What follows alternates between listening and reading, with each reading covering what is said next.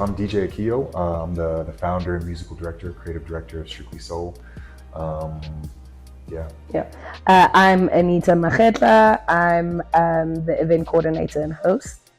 And we've been friends for what, 8, 9 years, something like that? More than that, maybe like 10 years. Yeah, something like that. We just kind of met on the streets. Yeah, streets of Joburg. We had a lot of mutual friends, and I was always attending his events as the party girl that I am. And in 2018, he basically invited me to start working on event projects with him. So we actually had an event series called Stress Free that we started in 2018, 2019. And yeah, so we did that for about a year before COVID happened. And then that kind of mostly has been sitting on the shelf.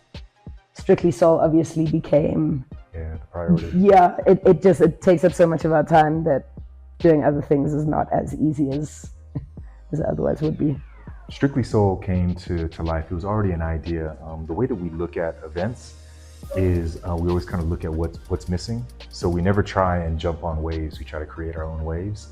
And for years, I'd been wanting to do an R&B party just because I'd kind of been seeing how the way that when I dropped R&B tracks, the way that the party went was a different direction. But I was just too busy with other projects. So then during COVID, during lockdown, a lot of people wanted me to do live streams as a DJ, but I didn't want to do anything. I didn't want to just go on and just DJ with no purpose. So the idea was like, yo, what can I do that I can maybe turn into an event once lockdown ends?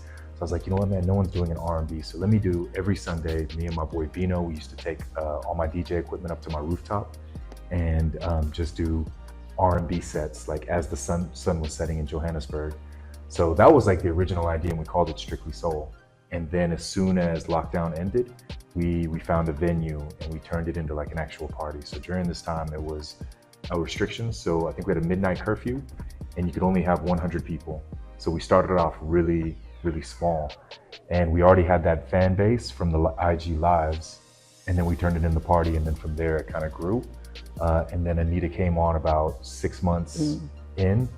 And we kept kind of growing as the government allowed us to expand. And then we would move venues, and then I think it took about a year and a half before they lifted restrictions. And then at that point, that's when we really started pushing hard.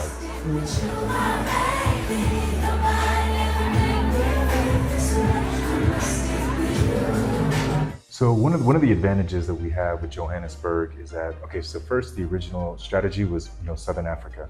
So the way I say it is like, if you're big in Cape Town, you're big in Cape Town. If you're big in Durban, you're big in Durban. But if you're big in Johannesburg, your reach is Cape Town, Durban, Maseru, Gaborone, Windhoek, Harare, Maputo. Everybody kind of like looks at what the trends are in Johannesburg.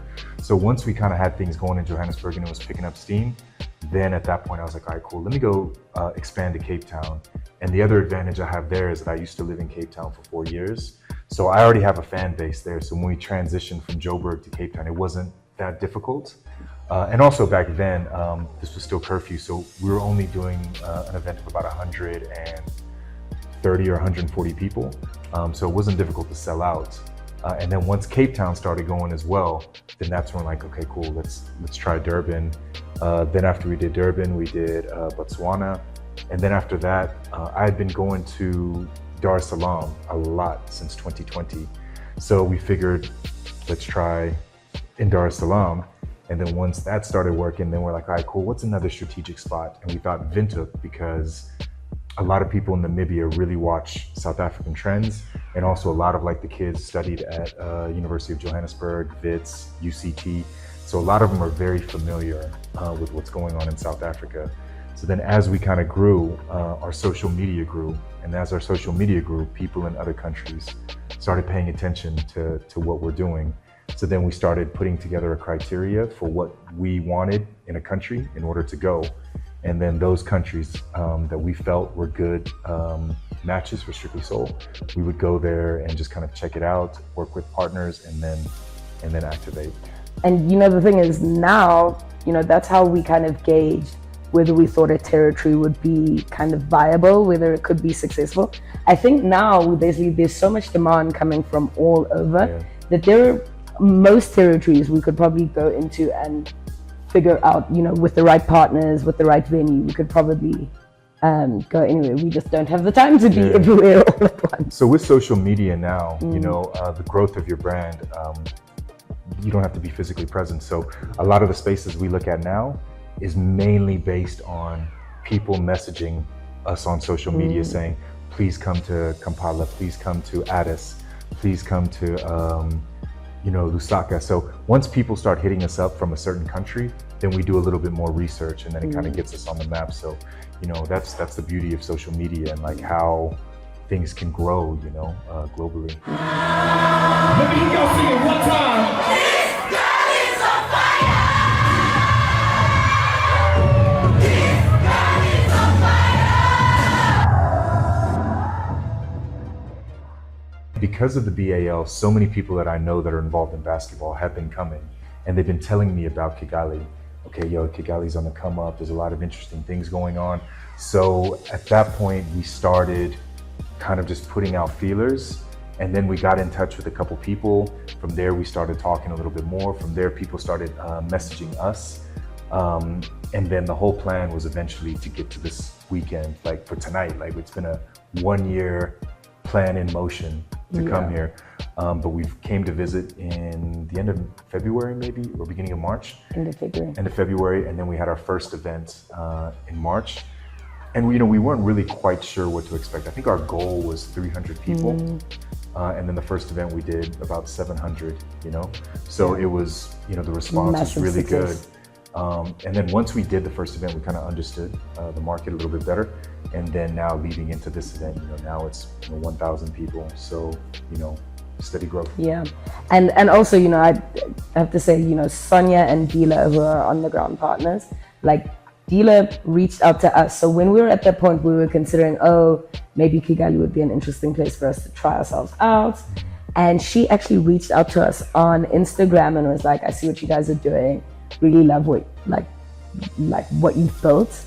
And, if there's any way you'd want to partner, just please reach out. And so we had like a Zoom call with her and really connected very well. And she was essentially our first contact in Kigali, who helped us meet all of the people that we now work with.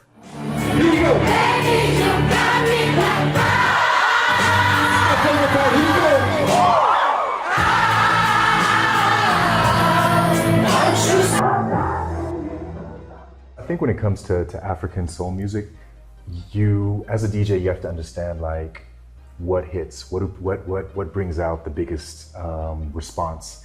And like factually, man, it is mostly Western songs.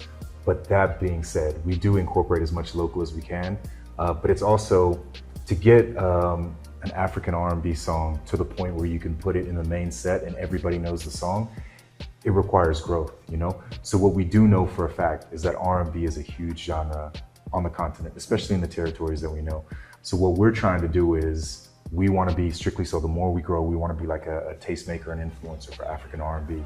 So we want to build the culture. Yeah. So what we want to do is be that brand that eventually gets the African R&B and Afro soul to that point where it's the big songs in the night. It's just not there yet. You know what I'm saying? But that being said, we do. If we look at like Afro beats, which we consider also to a certain extent R&B, certain types of Afro those are big moments in the night as well. But again, that's not like your traditional R&B. But we do believe that we can get there. We can get there. Like the more we grow strictly soul, and the more we grow our playlist, the more we grow the following, the more we can take artists from this country to this country. Will help African R&B like feature not only in Africa but also globally. Yeah.